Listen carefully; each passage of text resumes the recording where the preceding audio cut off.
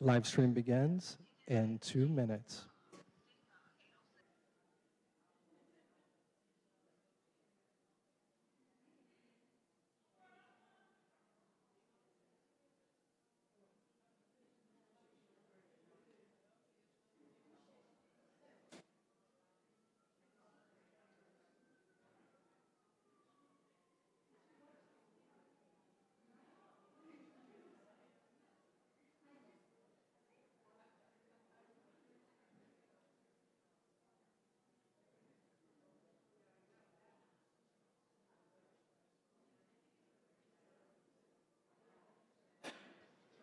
Live stream begins in 30 seconds.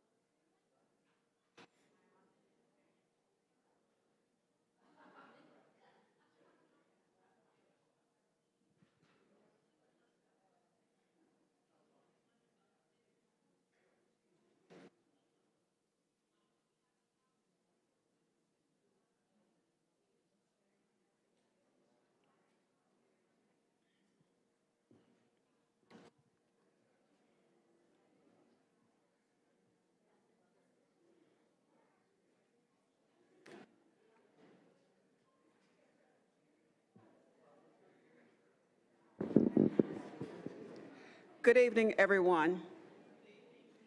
Welcome to the 20th Annual Women's Forum. My name is Constance Stansel, Director of Neighborhood Improvement Services, and I have the honor of welcoming you here tonight. The forum honors women who have and continue to pave the way for future generations.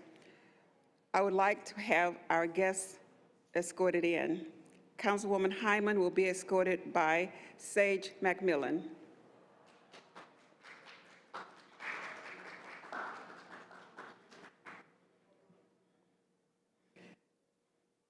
Our moderator for tonight, the City of Durham Director of Communications, Beverly Thompson, is escorted by Cadet Jeremiah Dalton.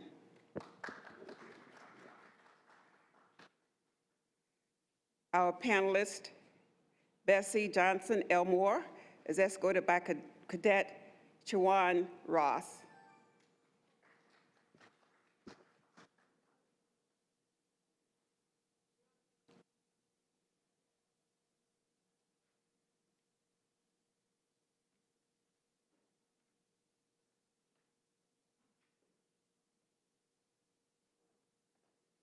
Our next guest, Lauren Brazil, is escorted by Cadet Jeremiah Watson.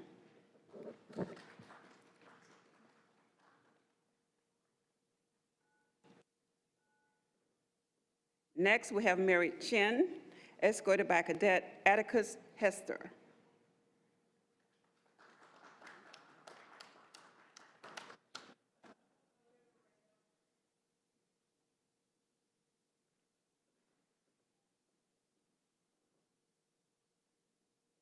Our next panelist is Tiana Legger, escorted by Cadet Dakota Lunsford.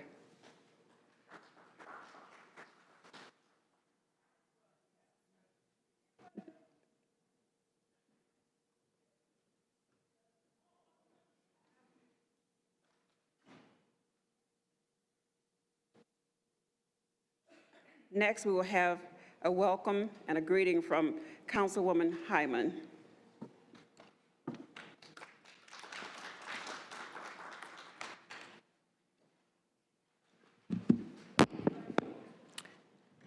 Good evening, Women's Forum. It is a blessing to stand here before you today. Tonight's theme is celebrating women who tell our stories. My story comes from the South Bronx of New York, very humble beginnings, growing up on public assistance and on welfare. And my mother always telling the four of us that we were not going to be a victim of our environment. And throughout my life, I've worked very hard to accomplish goals in my life. Within Durham community, we also have many women advocating for injustices while standing alone and continuing to exhibit resilience and to knock down barriers as they come, never stopping to fight for issues. They're advocating for populations at risk on a micro and macro level. History has shown that although women face several barriers, they find the inner strength to advocate for injustices that face all people. Tonight, we uplift women across the nation, but most importantly, we uplift women in this room for the accomplishments they have achieved and the contributions they have given to the Durham community. And we want to say thank you. Without your courageous fight, we know that this would not take place. Your voice and your strives also advocate for Durham and also society as a whole. Please continue to be leaders in the community. Something that's very important to me, foster and mentor young women who come after you, because they need to be able to pass the torch and pass the light for the hope for the next generation of women leaders who will be change agents. I try to live my life by affirmations and by prayer. And I'm going to share 2 affirmations with you tonight. I am not free while any woman is unfree, even when her shackles are very different than my own. Audre Lorde. Women, if your soul of a nation is to be saved, I believe you must become its soul. Coretta Scott King. Thank you for all of your graciously allowing me tonight to bring greetings. I'm looking forward to hearing the rest of tonight's program. There is a need for us as women to come together with good spirits, leaving the negativity behind and fighting for populations at risk and for the whole Durham. Thank you.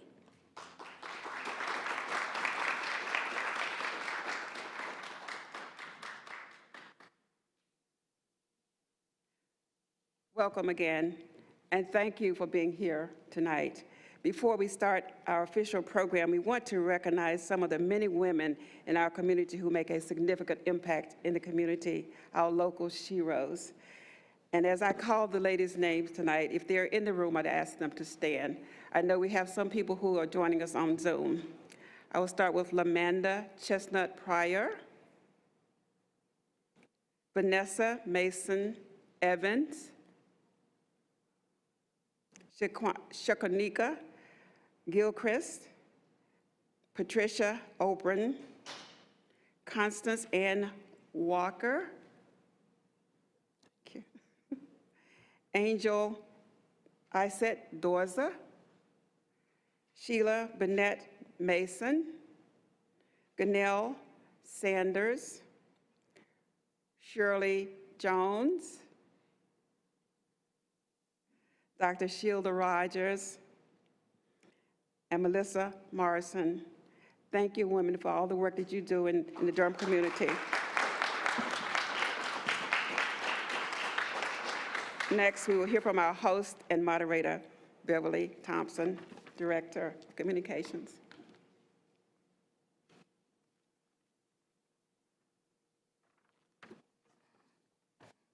Good evening, everybody. We're so happy to have you here with us tonight. It's a momentous occasion as we celebrate women throughout Durham and the nation, as a matter of fact. Thank you again. My name is Beverly Thompson, and as Constance said, I'll be serving as your host and moderator. Our theme this year is celebrating women who tell our story, as only women can, right? Tonight's panelists are a group of women who have chosen to share their inspiring stories with us tonight. During tonight's session, please stay engaged in the discussion, and we'll have a Q&A afterward. So if you have questions, feel free to write them down, I'm told, and we'll have someone come around and pick them up, and they will get asked.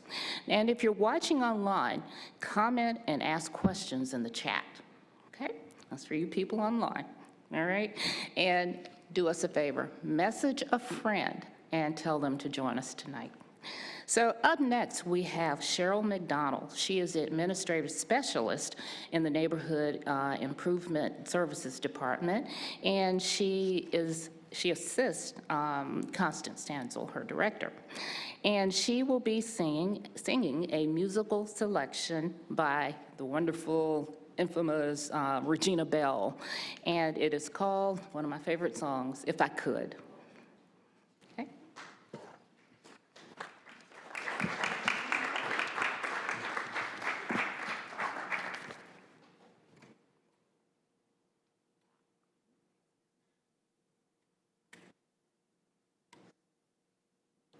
Good evening.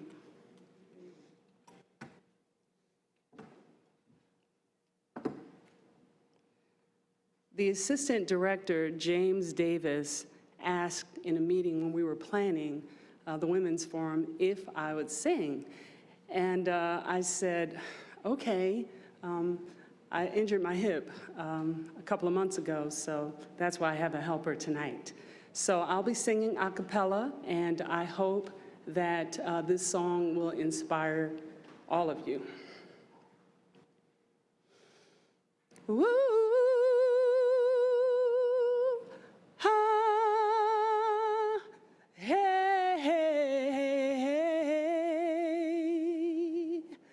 If I could, I'd protect you from the sadness in your eyes,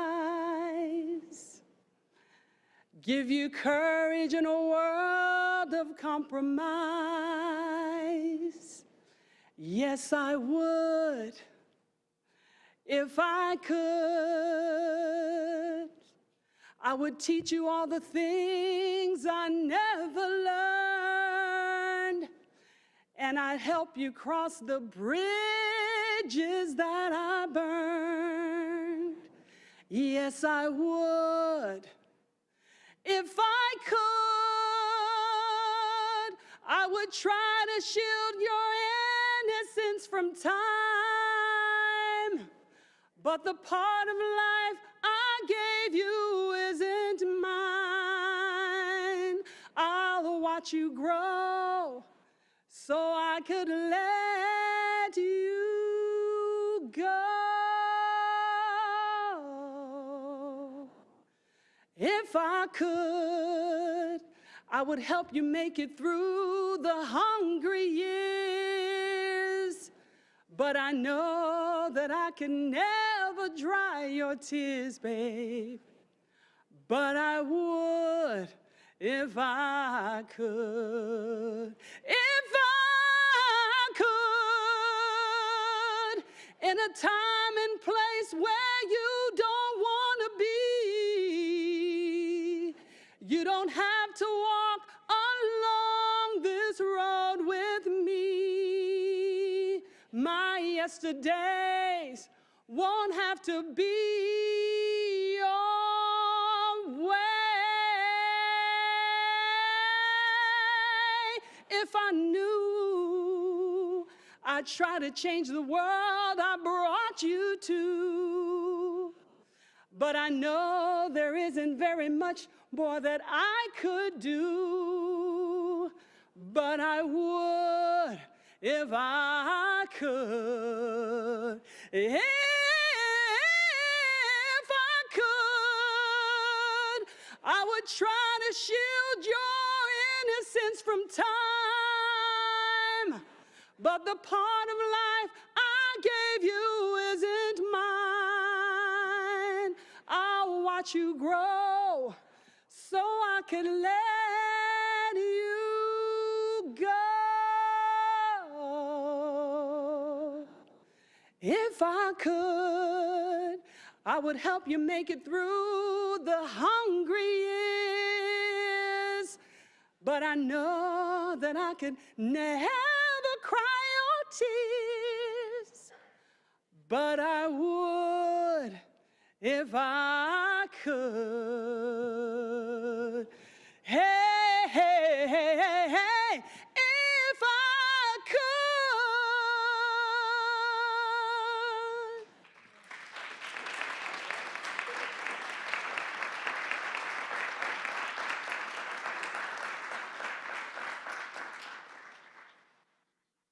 Thank you, Regina. Cheryl. That was awesome. Oh my God, who knew we had such talent in the city? Wow, thanks again, really appreciate that. So with that, let's begin. And the first person I'd like to introduce you to is Mary Chen. As a first-generation, Mary, hi. As a first-generation immigrant and entrepreneur, Mary Chen came to the United States from China in 2000, the year 2000, to attend graduate school and has been living in North Carolina ever since.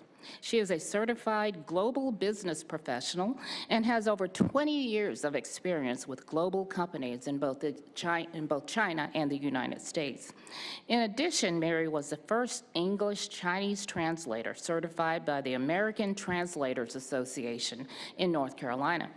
She provides translation and interpretation services to her clients, as well as education about cultural differences and culturally appropriate business practices. Besides international business development, Mary is also passionate about connecting the Asian community with other members of society. She has helped many local nonprofit cultural and professional organizations, served as a board member, provided pro bono services, and enjoys mentoring new immigrants, entrepreneurs starting and running a business in the country, as a matter of fact. So, Mary, would you mind sharing your story with us? How much time do I have? I can talk forever. I think 10, 15 minutes. Okay. So, well, I came here to actually run away from being in China because I don't know how much you know about Chinese culture, because Chinese are notorious for not telling you about their thoughts. So they tell you the half of the sentence, you have to figure out what they're not telling you. And it's really exhausting, and again, it's not just that, opportunities. I have ADHD, and I cannot sit in front of the computer all day long or doing the same thing over and over again. So I tried different professions, some worked out, some didn't. And then I eventually went back to college, to graduate school. Then I got married and stayed here. So basically, I like to think of myself as an octopus. I am very adventurous. I love try different things. I love to listen to people's stories. And in the past few years, I've been not just consulting with businesses, but also helping the community. I believe that we all come from different parts of the world. We all have our stories. We should all get together and understand each other, not just to know about culture, but also understand each other as individuals. When I first came to the US, I was the only Asian student in my class. And people look at me, the first thing they thought, oh, she's an Asian student. But I would like people to see me as just Mary, and someone who's like everybody else, who's excited about life and wants to help the community. And so when I work with Asian groups. I like them to walk out. You may have known some immigrants who've been here for 30 or 40 years, so you don't speak English. They stay in their little circle. I keep telling my friends, you need to come out and understand the Americans, they're not monsters. They're here, they will like your culture. Because that's what I was told when I was in graduate school. I was always sitting there waiting for people to come and talk to me, but that's what I do in China. But in America, you have to reach out to talk to people yourself. Until I said, nobody wants to talk to me, nobody's interested in me. And one classmate said, what are you talking about? We all look forward to hearing your stories, you need to tell us. And that's what I've been doing in the past few years. I encourage my friends in both communities, not just the American community, but also the Asian community, to talk to each other and to become friends. And that's going to be my passion for the rest of my life. You got time. So what else? I have tried so many professions, but I think what I'm most passionate about is being an entrepreneur, to start my own business. That's what this country is all about.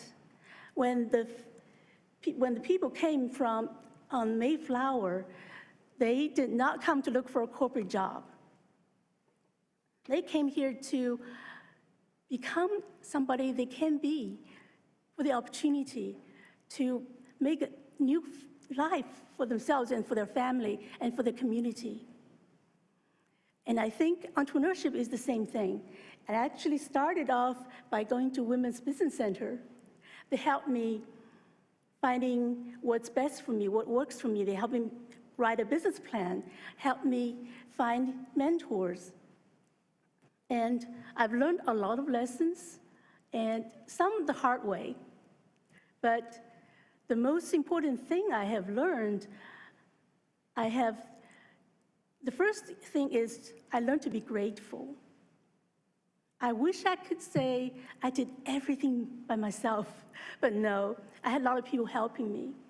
My friends, mentors, clients. And if you're grateful, people can see and they're willing to help you. And the second thing I learned was, I studied counseling in the beginning. And before you study, this is a joke, before you study counseling, you think you have a perfect family. But after you study counseling, you think there's so many problems with the family. And another thing is, I was told that I don't have to be perfect. For women, you were brought up, you have to be caretakers, take care of brothers, our family, and when we get married, take care of children, but we don't take care of ourselves.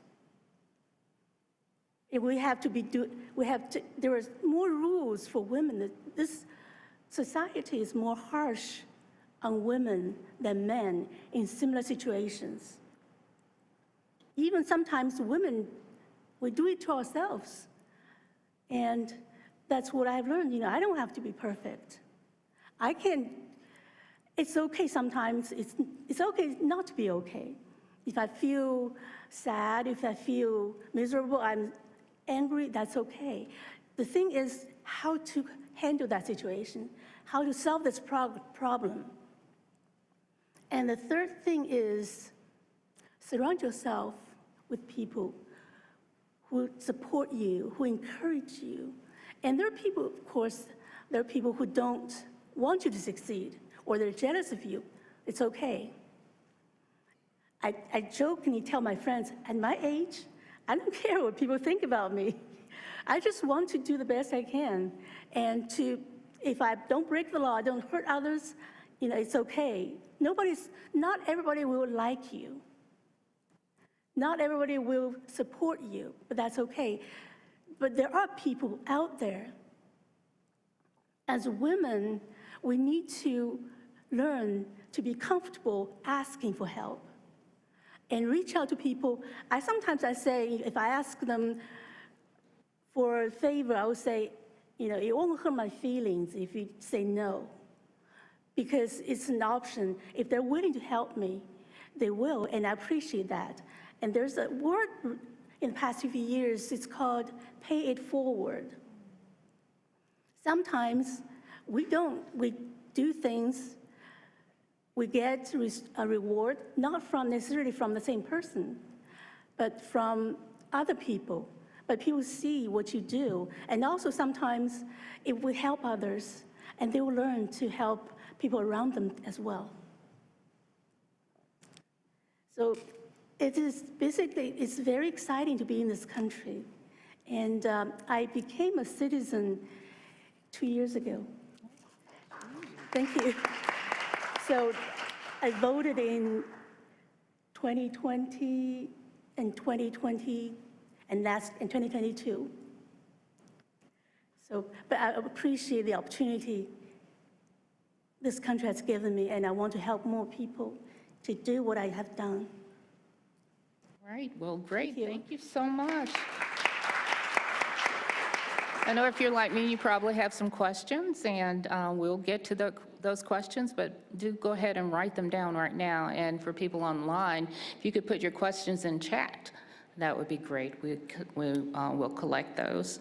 But thank you, and very inspiring message about how it takes a village and how we don't have to be perfect, right? A pleasure. For some reason, we think we do sometimes, but yep. Okay, moving on. Our next person who we honor is Tiana Leisure, and I just learned how to pronounce her name, so Leisure. Tiana is the program director for the Women's Business Center of North Carolina, which is a program funded by the SBA and hosted by the National Institute of Minority Economic Development. She started her career in Miami, Florida, and has almost a decade of nonprofit management experience in helping disenfranchised youth and women to obtain education and financial resources for better life outcomes. She is a dynamic and well-rounded leader and has continued her initiative of helping women and young people find their purpose in life and how to use their skills to create a business.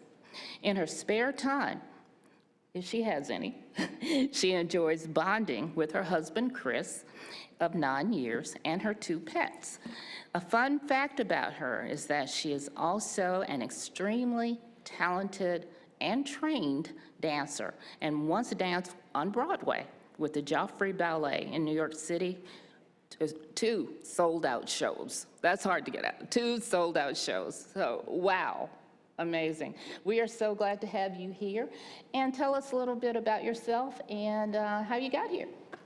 Yes, well, again, my name is Tiana Leger, and to be able to tell my story and answer that question of how I got here, I really have to go back to the beginning of where I came from. And that is from 2 wonderful people who I call my parents. Malik, who was born in Trinidad and Tobago, in Laventille up on the hill, if there's anyone who's from the Caribbean. And my mother was born from Haiti in Port-au-Prince. And so I come from a very rich lineage of people who are from the Caribbean. And so when they migrated here to the US and then to Florida, then came my sister and I'll just kind of fast forward it from there to where my mom discovered this talent in me. And she said one day I was folding clothes and Tiana just jumped off the dresser and landed in a split. Like she was dancing and she wanted me to see that she was dancing. And she said from there she knew her daughter was talented and had to put her in classes. And so from there, I found my love of dance, and from there, I realized that I had some skills that could really help other people. So that's just one sphere of myself, but there's so many different parts of women, and I'm pretty sure my other panelists can agree that the things that make us up is not just one thing, right? I'm pretty sure all of us have heard that women are such complex individuals, and we're pleasantly complex, right, men? And so another area of my life that really impacted me was my upbringing. My mother is a sergeant for Broward Sheriff's Office in Florida. My father, who passed away in 2019, was in the Navy. My uncle was in the Army. So I come from individuals who serve their community, who serve the places that they live. And so I came up with a very rigid, a very orderly upbringing, and that helped shape me as a young lady of modesty, not just to dance, but also to have this worldview that what I do impacts other people. So my mom would always say, don't let me see you in the court. Don't let me see you in booking. And that helped me to stay out of trouble growing up. And so I realized at a very young age that there were certain things that were happening, that had happened to me, that I didn't really know how to explain. I didn't have the words for, and it was even a question of reality if they actually had happened to me. And it was during a time where it was actually better to be silent. It was actually a little bit better to say that this hadn't happened. And growing up, unfortunately, I was a victim of abuse, of sexual abuse for a very, very, very long time. And I realized after years of therapy and my husband helping me work through my different areas that I needed to progress in, that this was something that really held me back. This was something that really gave me a tainted outlook on who I was. And so growing up, I had always had this reservation of who to trust, what I couldn't do, what I could do, if I should tell my mother, if I should tell my father. They're serving their community. I don't want to harm what they're doing with what I've gone through, which was not their fault. But how do I overcome this? And so fast forward a few years, I found myself in a very abusive relationship because, again, I was in denial of what I had been going through. And so finally, someone stepped in and said, Tiana, you have to get help. You have to work this out. So I told my mom, and we ended up not exactly talking about it the way that I wanted to, but we did get that help for me that I had been wanting. And so from there, I began really putting my life together. Again, I had gotten married. I had graduated cosmetology school. I was still dancing, so my mind was a little bit occupied. But then I started saying, God, I want to be happy. And I found Jesus. I found Jesus Christ, who is my Lord and Savior. And I had been able to become healed. I had been able to overcome the different things that was plaguing me for years and years and years. And when I found him, he said, now that I've healed you, I want you to go and help other young ladies, other youth who are hurting and going through the same exact thing. So from there, my husband and I, we had always been leaders in the church, and so we started in ministry with youth, and we started helping them, and then we started a nonprofit organization called Speak to My Future that helped young adults and youth become leaders and overcome the hurdles in their lives that was holding them back, whether it was their socioeconomic status or whether they were being abused or just anything that was possibly holding them back. We were trying to provide them the tools so that they didn't have to go through a quiet life of feeling like they couldn't overcome their hurdles and that they couldn't tell somebody. So we wanted to create that outlet for them. And simultaneously, I started, again, my career in Miami, Florida at an organization called Touching Miami with Love, which is in a city called Overtown, which if you've ever heard of is an area that was most notoriously known for the crime, for just the way that the city was hurting in the early 90s to the late 80s. It was a very destitute area. And so the time that I had come in, there was more people helping, more people on the ground saying, no, we've got to make a change in our city. And I had the absolute honor of working at Touching Miami with Love, which still holds me in regard. And every time I go back to Miami, I try to visit. But that's really where the work began, because I saw that I wasn't alone at that time in my life. And there were children that were going through what I was going through because I saw the markers. That I could be able to say, you don't have to go through it alone. And so from there, I started saying, well, maybe I can help them find out what their identity is, find out how to turn their skills into a business. And I started working for an organization called Peacemakers. Let me back up a little bit. My husband and I relocated to North Carolina, and I started working at an organization called Peacemakers in Rocky Mount, North Carolina. Is anybody from Rocky Mount over here in the room? Yes, thank you. We love Rocky Mount. And Peacemakers is an absolutely amazing organization. And again, the same work, but we had so many different programs that were helping people who are disenfranchised that it really opened up my heart, opened up my eyes to what was needed in my immediate and local city.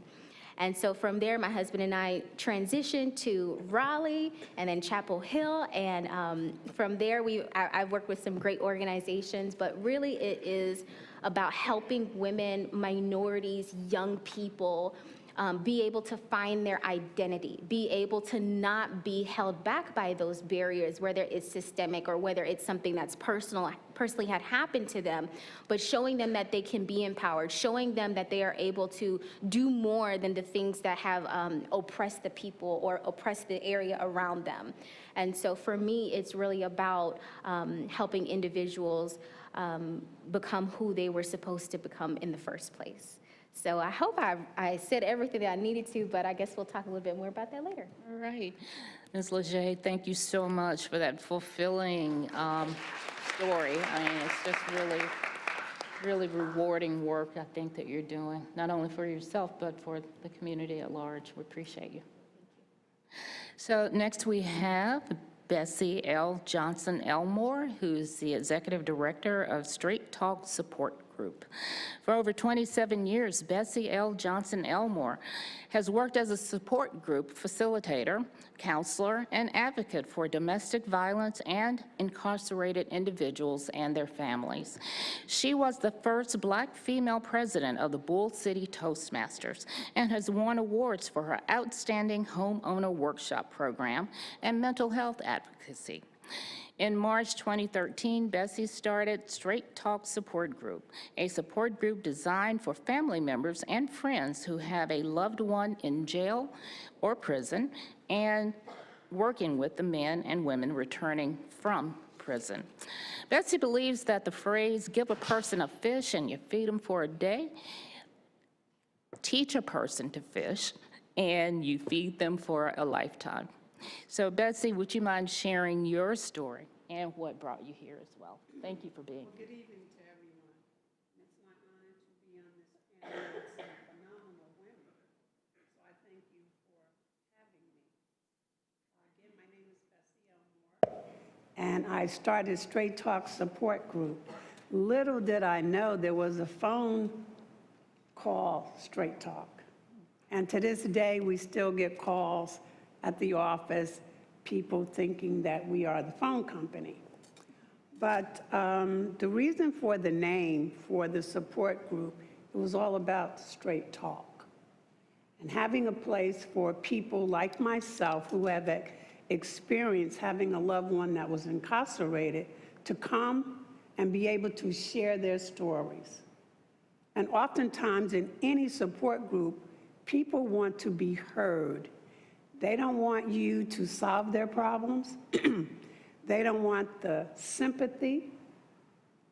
They want to be heard. They want to be encouraged. They want to be supported. So when I started the support group, I wasn't sure how it was going to pan out.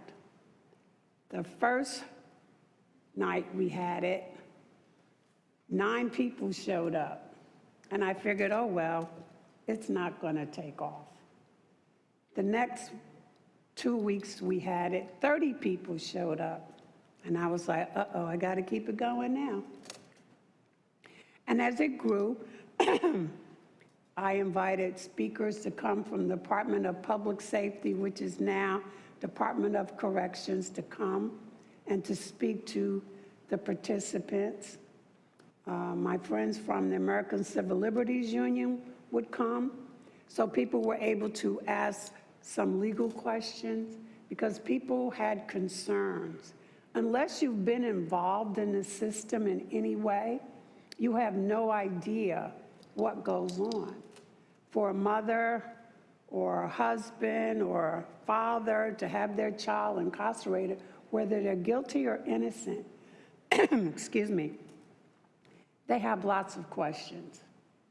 And in my experience, having a son that spent 25 years in prison here in this state of North Carolina, but is home now, I experience a lot because I'm not from North Carolina. I'm originally from New Jersey. And when I came here, I was absolutely devastated because I knew nothing about the prison system. And being a Northerner, I'm coming to the South. And oftentimes, Northerners are labeled arrogant. I don't see us as arrogant. I see us as inquisitive. We ask a lot of questions. So, but I made a lot of friends. And I often say God definitely has a sense of humor because this is one place I never wanted to come to. And all I kept saying, as soon as I get my son out of prison, excuse me, I'm out of here. But he's out of prison and I'm still here. And the work that I do, I'm very proud of the work that I do. I'm very proud of the work that my daughter helps me do. And I'm extremely proud of the work that my son does. And I'm also very proud of all the people along the way that help me do what I do. The interesting thing about Straight Talk is also part of a transitional house. And in 2004, I started doing work at that transitional house. It was called the Troy House, a federal transitional house. And I did classes on a Saturday there from 2004 until 2017 when they closed. And the funny thing, God has a funny sense of humor. The funny thing about when it closed, I said, well, there goes my part-time job on Saturday. I'll figure out something else I'm going to do. So I asked them, I decided, let me go find out what's going on with the Troy House. And I asked a very simple question. What's going on with this house? What are you guys going to do with this house?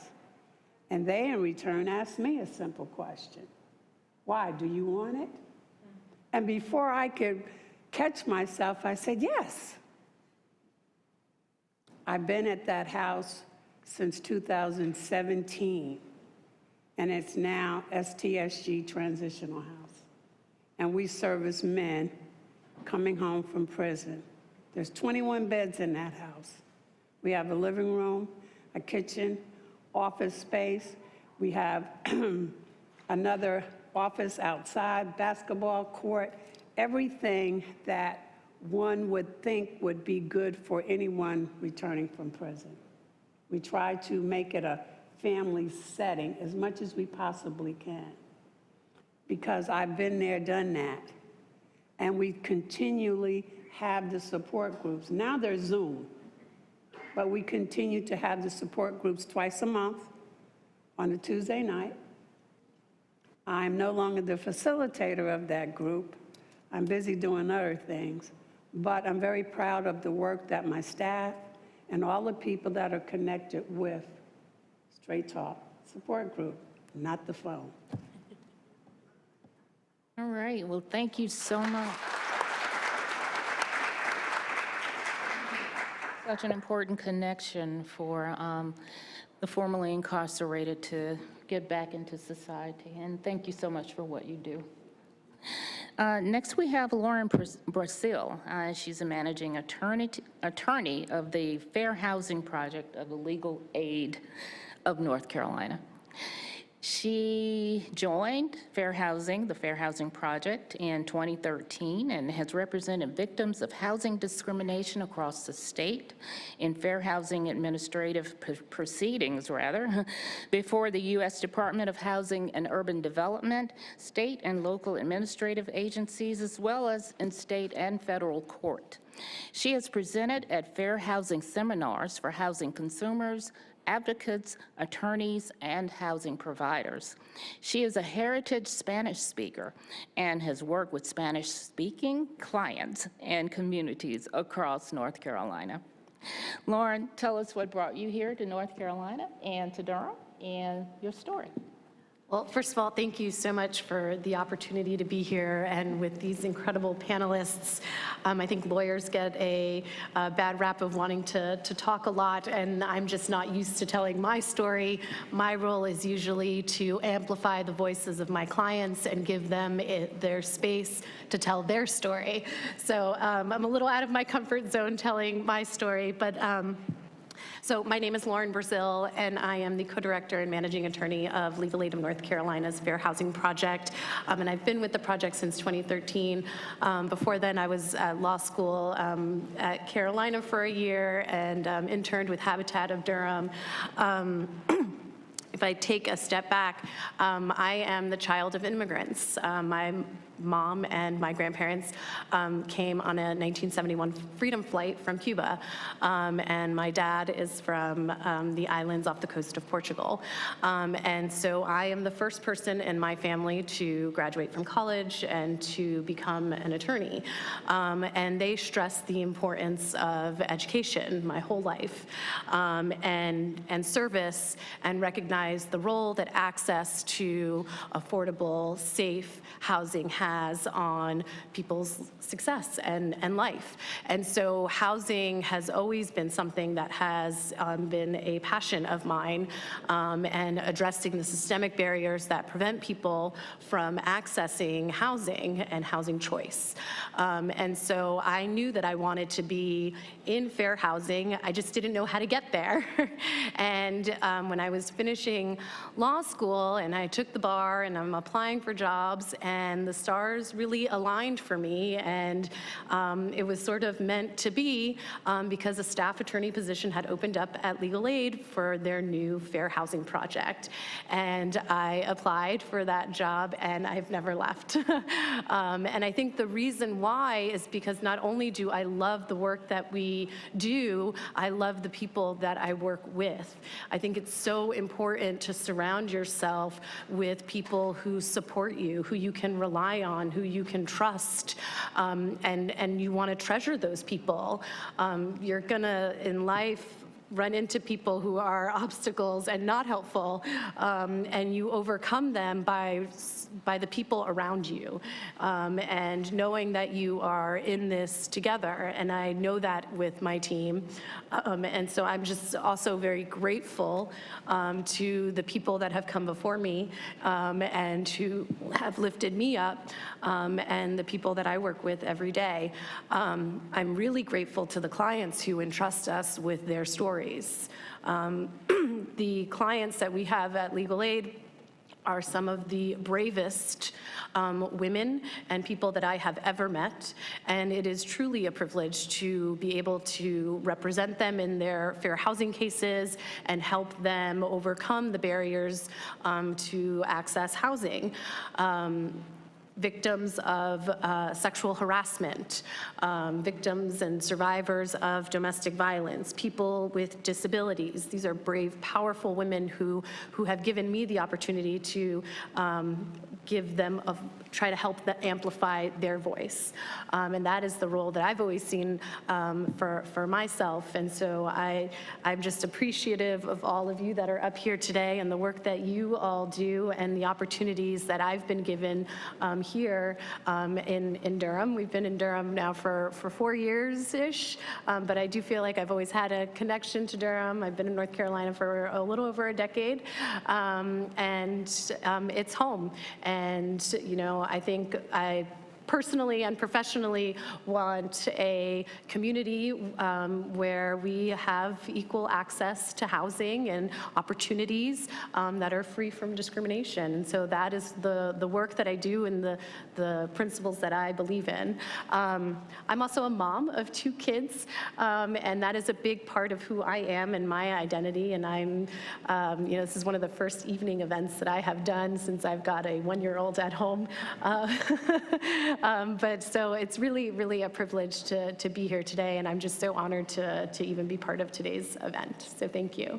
Okay, thank you all so much. Amazing stories, and thank you so much for sharing them with us. As a reminder, please take a moment to write down your question, if you have one, for any of our panelists, and I think someone will be walking around to collect those. Is that right? Yeah? So please take a moment to do that. And for folk at home watching us online, please also take a moment to put your question in the chat, and we'll ask it on your behalf. So just to get us started, I will take a crack at a question. I heard a theme pretty much throughout all of the presentations about it takes a village. You have to have support, whether it's in your family or with your coworkers. How important has that been to your actual development and getting you to where you are now? And you can start if you don't mind. When I came to North Carolina, I did not know anyone. So support was extremely important to me. I started working at a battered women's shelter as a residential counselor. And my supervisor gave me a lot of support. Support, encouragement, she listened, and that was extremely important to me. So support is very important to an individual when they're going through something, to listen more than anything, to have that support. Laura?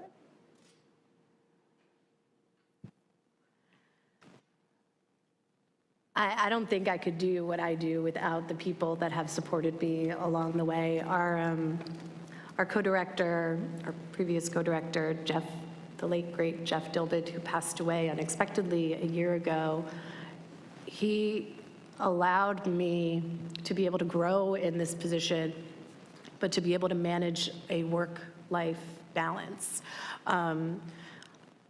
The cases will always come in. There will always be dozens and dozens of cases. We can't do them all. I could work all day and all night and still not help enough people. And you still need to take care of yourself in order to help other people. And you can't do that without the people around you believing that. And he really believed in that. And so I'm so grateful to him and that support and creating that space that allowed me to have a work-life balance and be able to do what I love and still have my family. Mary? Well, I came to this country not knowing anyone, but I was attending Wake Forest University at that time. I was assigned a mentor, was another student. She was a year ahead of me. And that was, she actually helped getting me accustomed to life and took me everywhere I needed to go. And also the professors were very supportive. Also, and then I met my husband. He was, no matter what I chose to do, he was always there. He's my biggest cheerleader. And also I have my associates, my coworkers. I cannot do what I do, cannot finish a project well without their support and their work. And I told them, I said, they're actually my boss. They're my boss because without their service, without their doing their work, we cannot serve customers. And I think it's really important to realize that, it's okay. You don't have to do everything yourself. I wish I could do everything, but unfortunately, I'm not God. But, I know I can do everything through Jesus Christ, but it's a lot of times, God, I believe America is not a melting pot. America is a beautiful puzzle. We're all small pieces. We are very different from each other. We all have different talents, but we fit perfectly together. And I think it's the same thing with any communities, any organizations as well. Thank you. Tiana? Yes, my story is kind of similar to Mary's, where after my husband and I, as I mentioned before, we're from Miami, Florida. So when we made that transition to North Carolina, we kind of felt like a fish out of water because we didn't know anybody. We were just, coming out here on faith for work and, to continue our ministry. And we were like, what do we do? Because we didn't realize how much we had depended on our family and on our friends and on our coworkers who became very close individuals to us. And so we began trying to figure out, how do we gain that support up here? And so we realized that there were some areas that some people sometimes take for granted, and maybe we did too. But it's the development of friends that become family that we understood was very important to us. And so we started seeking relationships that had similar values to us, that were doing similar work as us. And so from there, we began, just creating that safety net, creating those friendships that would help us in the things that we were doing in North Carolina. And so for me, not just our friends, but also my husband has been a huge support system to me, especially with the work that I do on a daily basis. I work with women of all types of backgrounds, and honestly, a small portion of it is entrepreneurism and starting up their businesses, and it's really more about their purpose and how they're getting there and how I can support them. So as women that are in leadership, it's important for, I realize that it's important for me to not just support other women, but also have a support system for myself. So just having that balance was really important, like one of my panelists mentioned, because if I'm continuously pouring out to other people, and I have nothing else to fill my cup, then I'm not going to be any help to anyone else. So just having that safety net, having that balance was very important to me in building that support system.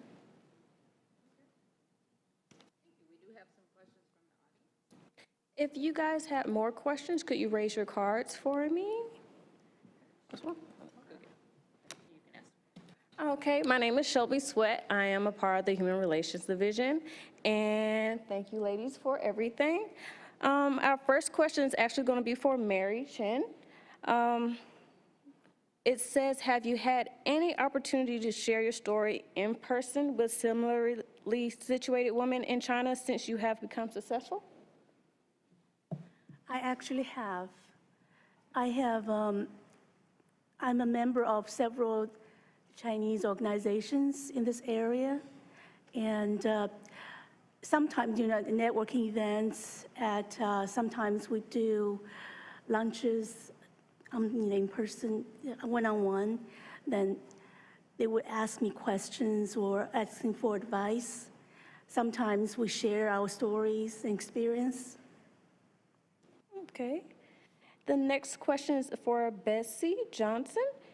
Do you believe people who have been convicted of a crime experience discrimination? And also, would it please you if Durham made that discrimination illegal?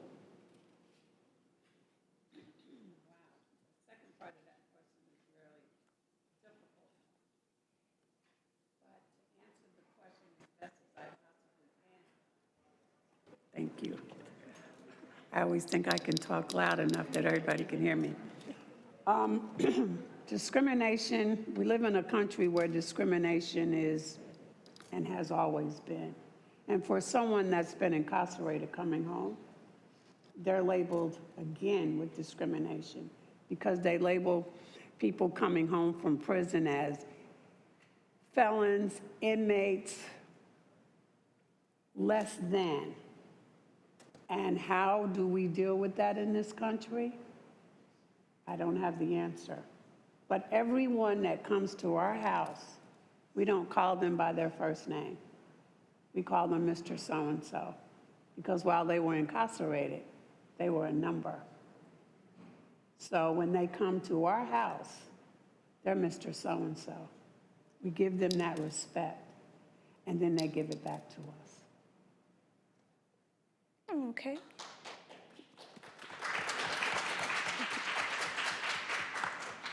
The next question is for Lauren Brazel. This person said, as a current grad student, what are at least 3 tips you would offer for someone considering law school?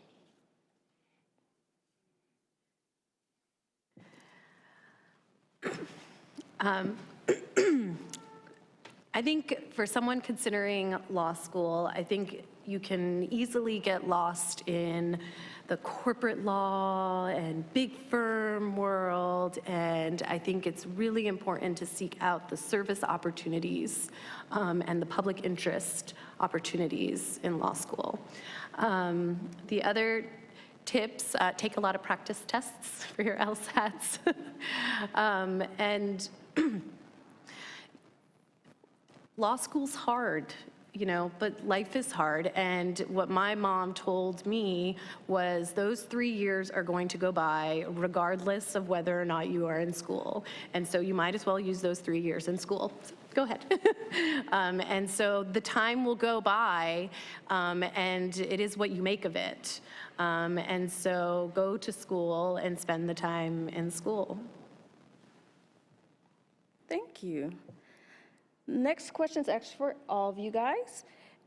They said, love to hear, well, maybe not all of you guys, but love to hear about how any or all of you have managed leadership roles as women while raising children.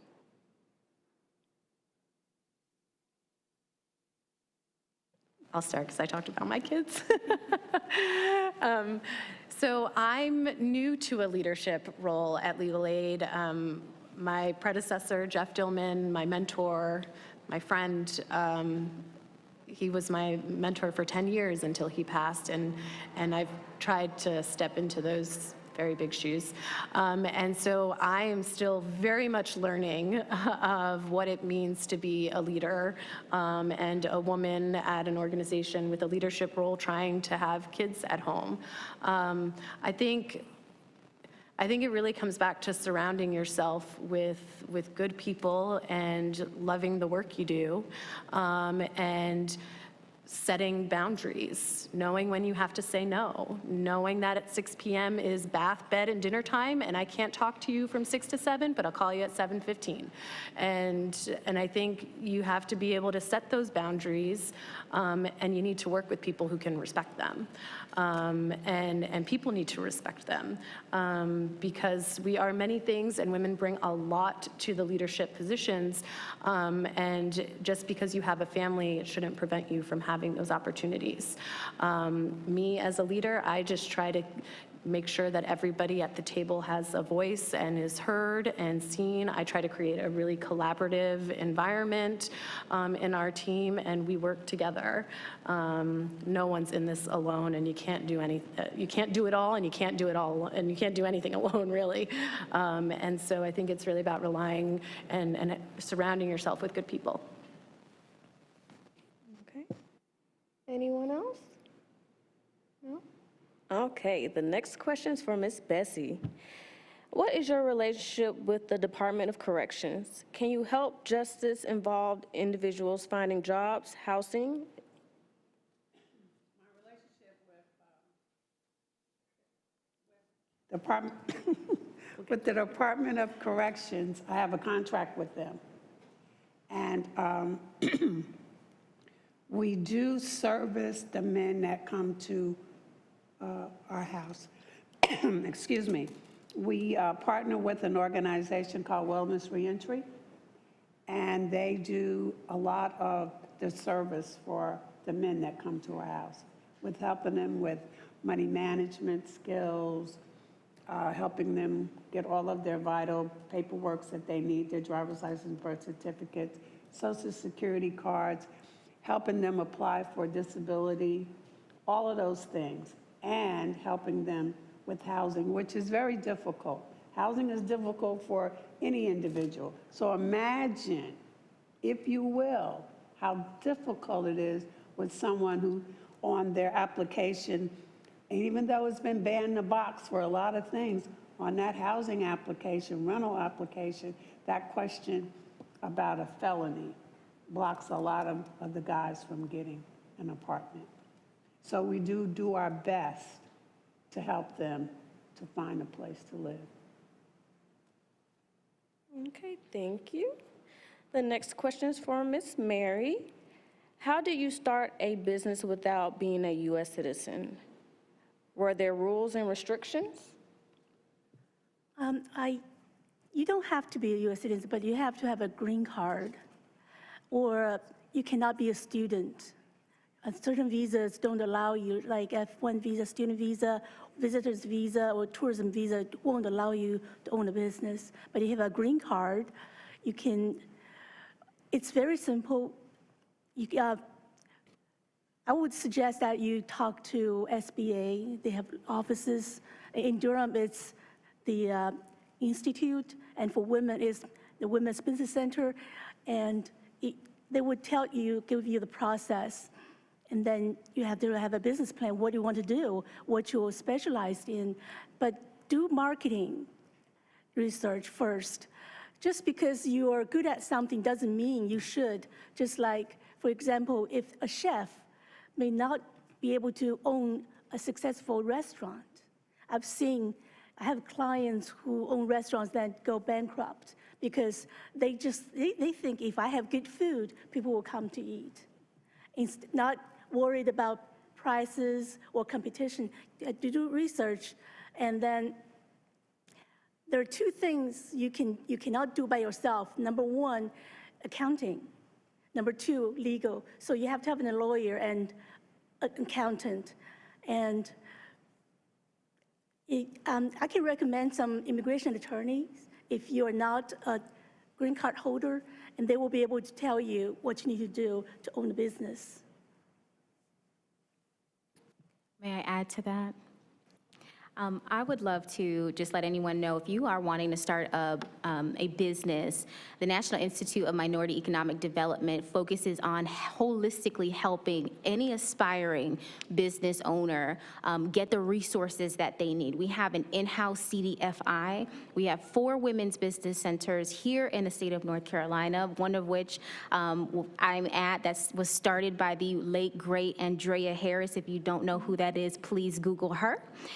And we also have an organization called CPS that helps with executive leadership consulting. So if you are wanting to get any type of training or resources to start a business, maybe you want to try and figure out if it's for you, please get involved with us. If that question was from somebody that was here, you can meet me in the back and I will provide you those resources and my information so we can get you with some business counseling.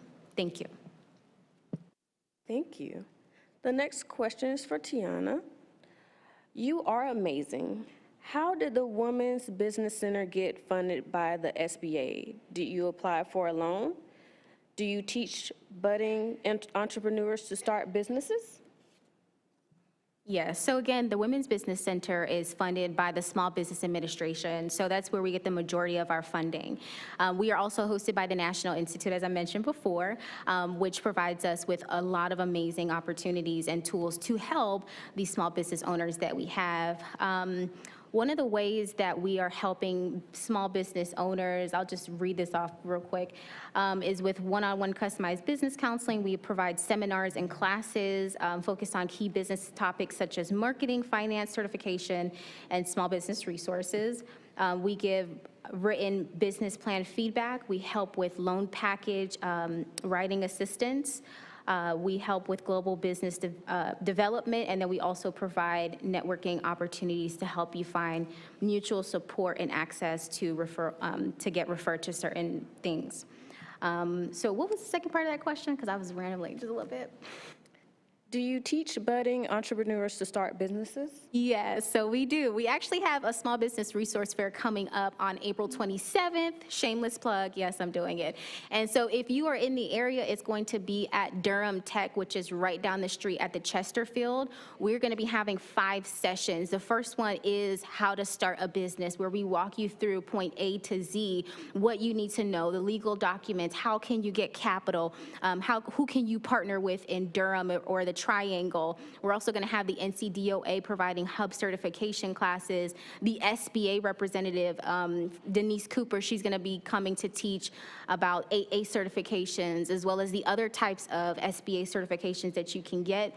We also have Institute Capital, which is our in-house CDFI, teaching about the 5 C's of credit and how you can get started with lending from them, as well as Truist Bank. They're going to be teaching small business owners how to generate income for their business. So that's a really good opportunity. If you're wanting to learn more about how to start a business, you could start there. Thank you. The next question will be for Bessie. How has your organization helped incarcerated people adapt to life mentally? That's very interesting because our house has been slated by the state of North Carolina as the medical and mental health house. And all of the staff has been trained in dealing with people who have mental health issues. We recently just finished a training on dementia because we receive a lot of men coming home from prison who have spent 20+ years in prison, and they have lost their family members, and they are at the age of 60, 70, and 80 years old, and dementia has started to set in. So we have to be trained in order to do our jobs effectively. We need the training. So I make sure that my staff gets the proper training, along with myself, get the proper training that they need to serve the residents that come to our house. Thank you. The next question will be for Ms. Lauren. How do you manage with limited funds, and how do you prioritize cases of housing discrimination and representation in court? It's not easy. So Legal Aid of North Carolina, well, the Fair Housing Project of Legal Aid of North Carolina receives funding from the U.S. Department of Housing and Urban Development, both private enforcement initiative grants and education and outreach grants. And we apply almost every year for new HUD funding to help support our work. Legal Aid also receives, a lot of different grants from the LSC Corporation, private foundations. Our project's mostly funded with HUD funding. And there are cases, it is a very difficult decision picking cases. It's not easy. Ultimately, I think what we're looking for is, can we prove discrimination? Proving discrimination in court can be difficult. It's a high burden. A plaintiff has the burden of proving discrimination.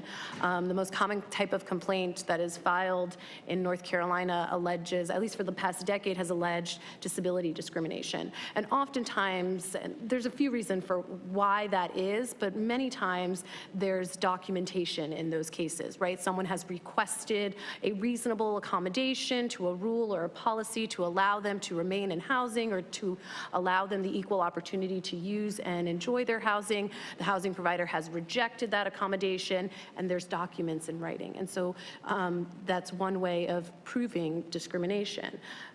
Sometimes there's audio recordings or text messages.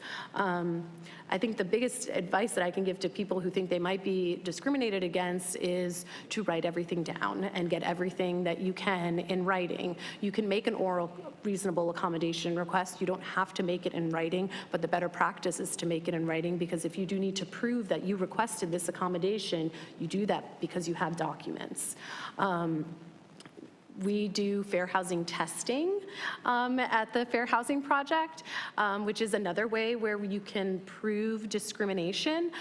We train and hire fair housing testers, which is almost like secret shoppers. If anyone's familiar with secret shopping, we will send out 2 individuals to a property. And for example, maybe it's someone who's white or someone who's Latino or someone who's white and someone who's black, and we send them out. They've got a similar credentials about their income and their credit score, and we they find out about the availability of housing. How many units are available? Where are those units located? How much rent is required? Is there a security deposit? What additional fees?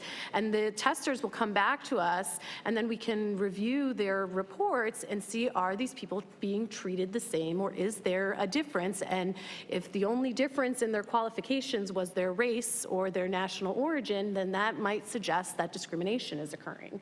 And so that is one, proving discrimination, whether or not we can prove it, is ultimately what goes into sort of our case acceptance policies.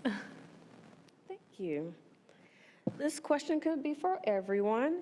It states, in my line of work, I find that mentoring young women between 13 and 35, how is it possible to turn my passion into not just a job role, but a legacy? And what is step number 1?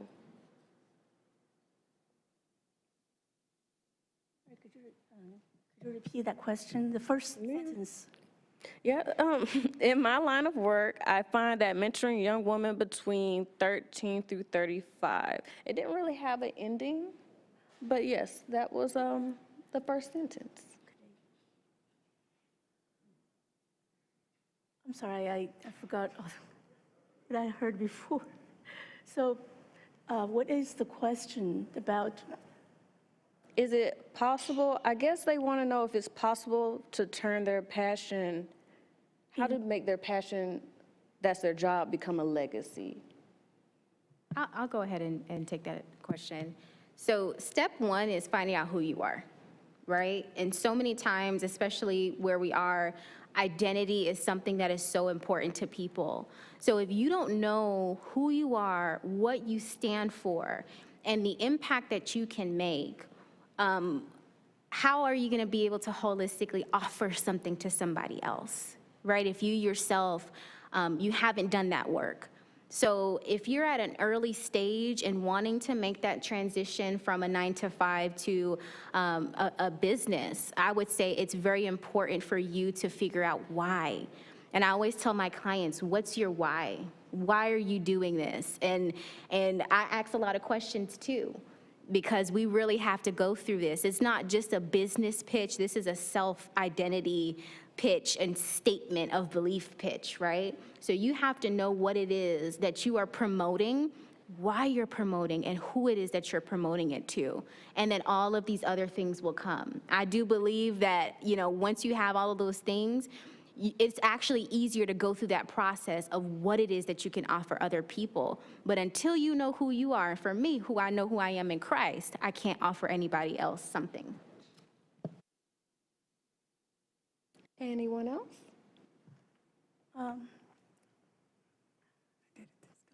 I would say that if you're really passionate about wanting to do the work, go volunteer at an agency and see, is this really what I want to do? Because it's a lot of work. It's a lot of time. It's a lot of energy. And sometimes your passion, you'll find that this is not what I really want to do, and you can do something a little different. So I would suggest go volunteer at an agency to see, is this really what I want to do? So with a psychological background, I wish I had done my personality test when I was in high school. So I would know what would best me, because that's a difference between a job and a career is, one is you just do the things you're told to do. The other one is to make it a future.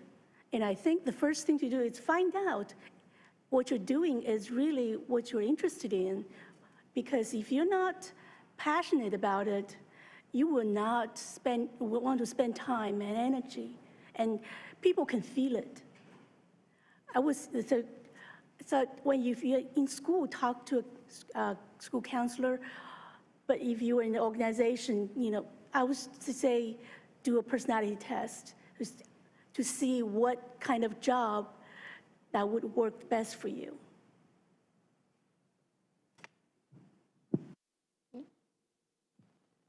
I would think about how you define success.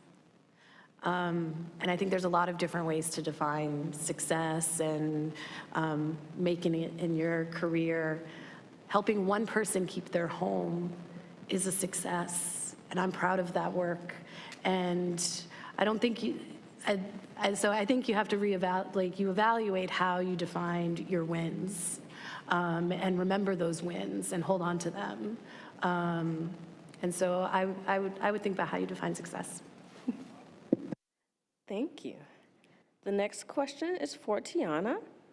What are tips you can give somebody that was sexually assaulted, tips for the support that got the child that was assaulted, and how they can help her heal?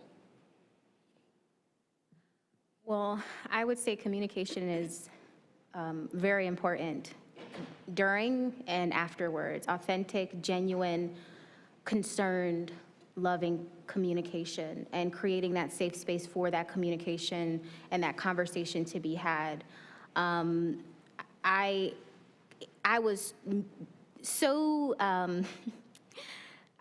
taken aback to find out how many more people related to my story after I had talked about it. But it took me talking about it and overcoming it by my testimony and getting that help. So first step is really about getting over that first hurdle of talking about what happened, being able to conceptualize it, being able to put it into words. A lot of times victims are trying to figure out what was reality and what wasn't based on the level of trauma that they have gone through. And as a survivor myself, I struggled with that. So you need somebody who can psychologically help you define and be able to verbalize what happened. And you have to create that in a safe space with people that you trust. So I would say starting off with a family member that you know is gonna actually get you that support. And sometimes people in my community don't want you to have therapy, but you need to go to therapy. You need to align yourself with a therapist that has the same values as you and your family. And so that's a very big part of it, because if you can't get that added support, you're just gonna prolong the journey of healing. And it's better to just go ahead and heal instead of prolonging the pain that you're going through. So talk about it, get a safe community, and then have some follow-up resources for the healing journey. Thank you so much. The next question is the last question. It goes towards Betsy, however, I feel like others can answer this question too. And the question says, what are the constraints of being a woman CEO and leading your staff?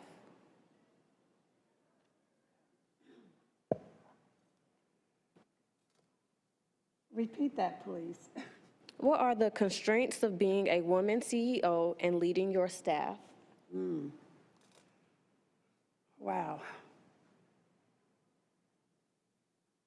Having tough skin.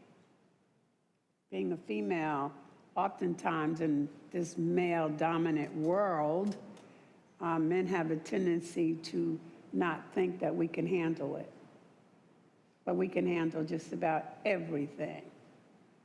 That's basically what I would say it is. And then being confident. Once you're confident in yourself, no one can restrain you from doing what you make up your mind to do. So I'm sitting up here with some very strong women, and I'm sure there's strong women out there not overlooking you men, but we are some strong women, and we're very forceful, and we can do anything we set our minds to. Anyone else? Yeah, I'll go ahead and add. For me, I am normally the youngest person in the room, but with the types of rooms that I am, especially being in leadership. And there came a point in my career, because my background is organizational leadership, where a lot of the individuals that I was leading, or I like to say partnering with, I was younger than, and they were older than me. And so there was this weird balance of how do I respect you, but also push the program forward. And I had to understand that there's something to learn on both sides. So humbling myself, but staying strong and understanding that there is an initiative at hand and we can't let it get held back because of whatever personal differences that we had was something that I had to keep on my mind. Another constraint that I had was because I was a woman, I wouldn't always be taken seriously if I was in a room full of my counterparts, right? Because sometimes women are seen as being very emotional beings. And so I had to make sure that, the things that I was saying were facts and not emotionally led. So those are some of the constraints, and I've been able to overcome it by staying focused on the task at hand. Thank you. Any others in a leadership role? I want to add something. As an Asian woman, it's in Asian culture, women are considered kind of properties. Even these days, women are not. There are more and more women leaders, especially political leaders. But still, in general, society considers women as the weak part. And I work with mostly Asians and a lot of Asian men. What I do is, I think you have a serving attitude. I'm a servant leader. They see my integrity, they see my work ethic, and then they become to respect me. And then they will listen to me. And I'm not monopoly. I listen to their ideas too. And I'm not always right. I think keep the communication channel and treat them like, one of the ladies said, to respect them and they respect you back. Lauren?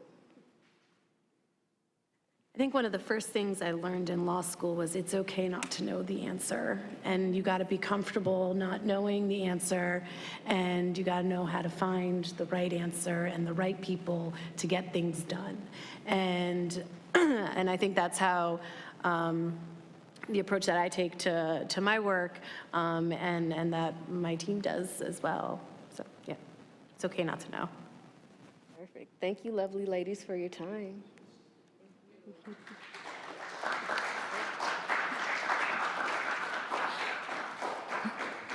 Great job. I think I know who can take my place next year. So I do have one final question for everybody. If someone wanted to volunteer or get involved in your organization, how do they do that? You just go down the line.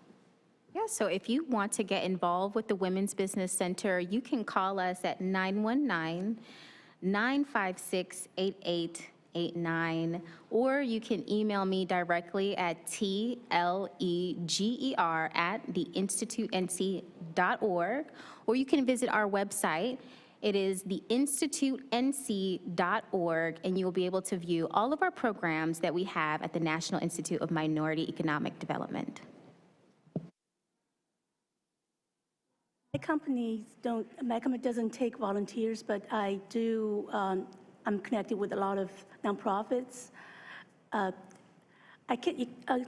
see me after this, and I'll give you my card. You can email me or call me. So we have limited volunteer opportunities. We do have structured internship programs. But if you are interested in working with legal aid, you can contact us by calling 855-797-3247. You can email me directly at laurenb@legalaidnc.org. And then we also have fair housing testing positions, which are actually paid positions, but we're always recruiting fair housing testers. So if you're interested in being a fair housing tester, doing some secret shopping, please feel free to reach out. You can contact us by dialing 984-219-1001 or going to our website, www.straighttalksupportgroup.org. All right, ladies, thank you so much for being here and for being so open and willing to share your stories with us. Thank you. I mean, round of applause, please. So as always, the annual Women's Forum has been informative and inspiring. If you have friends who missed tonight's session, you can find it on the Durham Community Engagement Facebook page under video tabs or on the City of Durham YouTube page. So remember that the celebration does not stop here. Continue to celebrate yourself, man or woman, and other men and women, but especially women, since this is Women's History Month. Tell your story and celebrate those and others who do the same. And remember that our true inspiration should not be perfection, as Mary said, but wholeness. Again, thank you everyone for joining us tonight, and stay tuned. We'll be here again next year. So thank you so much for being with us.